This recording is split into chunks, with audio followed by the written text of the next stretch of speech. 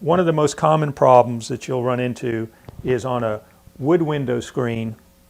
You'll have your loop latch that you're going to get replaced, and you're going to have to try to match it up to a ball head screw that is already in the windowsill if you're making a replacement. As a result of that, you're going to find that unless this ball head screw that's already in the sill matches the loop latch perfectly, you're going to have to move that loop latch in order to make that connection of the ball head screw to hold your screen in place.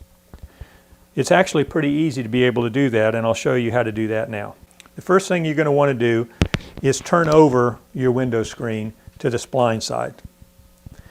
And you'll see your loop latch there. And I have another loop latch that you're going to be able to see here. And you'll see that the loop latch actually has a spline groove that's built in. That spline groove is actually inside the spline groove of your window screen frame. And that spline is actually on top of that that's holding it in place. So in order to move that, the first thing you're going to want to do is you're going to line up where exactly your ball head screw is in your sill. And then with that, you need to line it up to make sure that the center of your ball head screw is being lined up with the center of your loop latch, because that's where the connection is. And from that, you can go to the back and make a mark of where that needs to be exactly on your frame. So you'll know now where to line up exactly the middle of that to wherever that mark is on your frame. That's an important mark. Then what we're going to do is you're going to take a sharp object. In this case, I have an ice pick.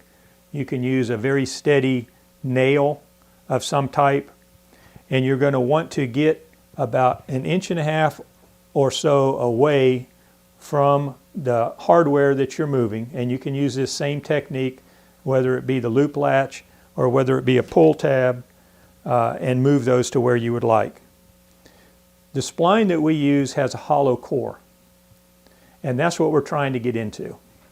So what I'm going to do is I'm going to take my pointed object, and it's a sturdy pointed object. It can't be something really flimsy. If you use a nail, it's got to be a hard nail, but with a good sharp point. And you're going to try to go into your spline without running that sharp point into the mesh. But I'm going to work my way into that spline until I get to that hollow core. Once I get into that hollow core, I'm going to push my pick up there a little bit further, and then I'm going to pull up. All right, once you have your sharp object into the core, and you don't want to run it all the way through because you'll cut your spline, but now I have it into the core, and I've got about a 45-degree angle, and then I'm going to pull up. And as you can see, what I'm doing is I'm basically creating a loop. And once I got that up, then I'm going to just pull it up with my fingers. And again, the object is that I'm just creating a loop about 1.5 inches to 2 inches on both sides of the mesh.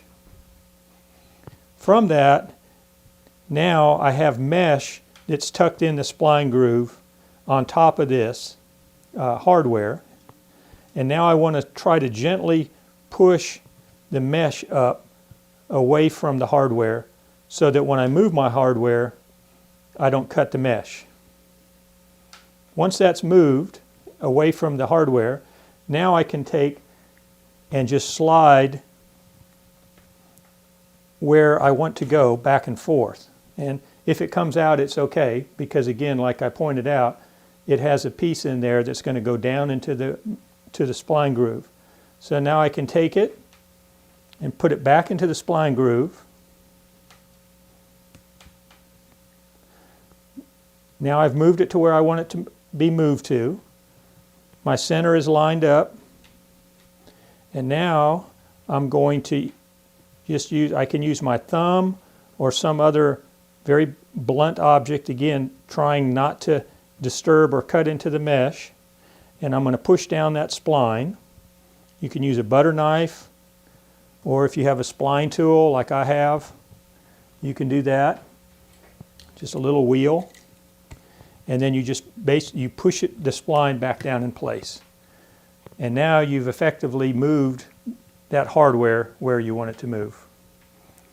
And again, you can do that with any type of hardware that's being held in place by the spline.